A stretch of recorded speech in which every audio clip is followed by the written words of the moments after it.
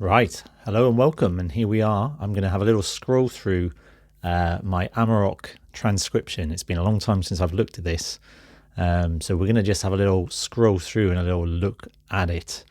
Yes, this is the beginning of the track, beginning of the piece, where we get all these crazy fast guitar riffs and patterns. Yes, this was quite difficult to do. By no means is it absolutely perfect, but it's as close as I could get to the recording as possible. So I'm just going to scroll through the pages. You can see just how much how much was involved.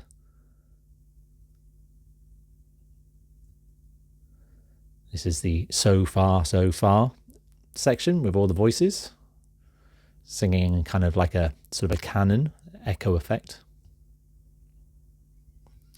The crazy guitar parts and the synth stabs, which blow your eardrums out.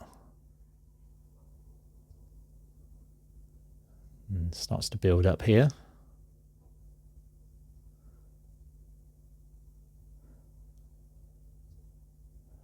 This is the sort of disjointed lead guitar bits that we've got going up here. And then this is where it goes into the big first kind of climax of the piece. Really, really great section. This looks scarier than it is. It's just there's a very, very rapid kind of keyboard part that's going on in the background. But this is actually pretty chill, this whole section.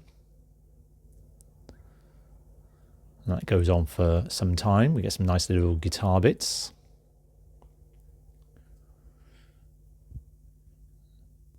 And you see it sort of divides up into lots of different instruments here. We've got accordion, electric piano, strings, organ, lots of interaction. And then we start getting some African drumming coming in as well, with the sondella section.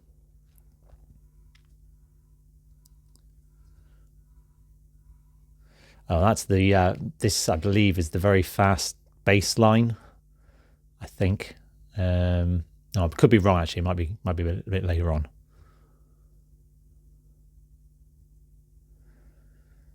But yeah, I've tried to make it as detailed as I possibly can for an album that is so dense, so packed. A few of the weird little vocal bits and the Vagoda bits that Mike did. I think I even put the Morse code in there as well. A little bit with the sound effects, the pouring of water and stirring with a spoon, yawning and scratching a beard with occasional sighs. It's all in there. This is the start of the second coming, if you like, where the main riff comes back.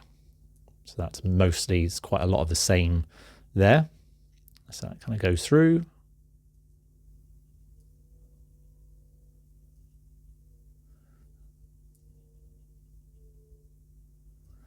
Yeah, it took about 3 months of solid work to do this. This is where the bass guitar, there's a very virtuosic, difficult bass guitar part. I'm sure it comes up here.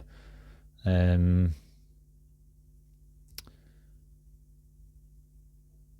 sure actually. I think actually I may have put it in as a electric guitar. Yeah, very, very quick. Very, very fast and very difficult. Yeah, I like this section here. Yeah, I need to listen to the album again. It's been a long time. Been a very long time. When I look at it, it's hard to believe that I actually sat down with Sibelius, the program, not the composer, and actually put all of this in. Oh, this is the nice piano bit, which is a bit Tubular Bells like. That's really nice. And to be fair, that was easy because that was just a copy and paste job. It doesn't really change very much, so that I could just loop around in the background, which was cool. Then back to the so far vocal bits, where it's quite chill for a while. Then we got the penny whistle, jaunty and light-hearted. all of that. And yeah, we're moving into getting more towards the African drumming section, I think, soon.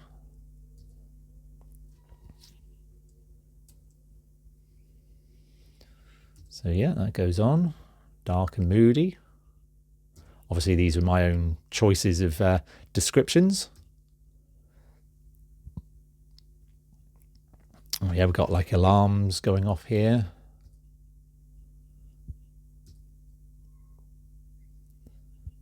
This is cool, this little swing bit. Here we are back to the third and final iteration of the main riff. So this is coming up to the last third of the album then.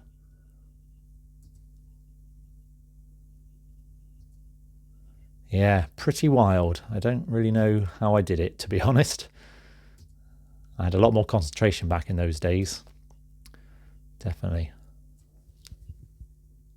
Back to the Sondela chant, which is really, really beautiful section before we go into our African drumming.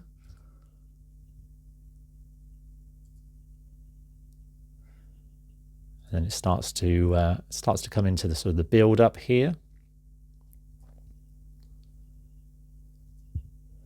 We'll be getting close to the Margaret Thatcher bit. Oh yeah, here's a little Morse code message to Richard Branson, which I wrote in as well.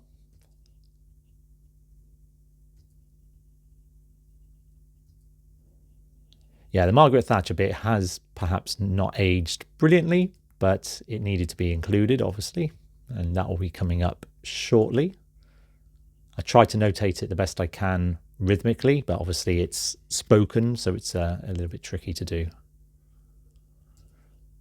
Oh, I forgot how long this was. So yeah, it goes on and on and on. But it is a long album. It is 60 minutes long, so there's a lot of notes to cover.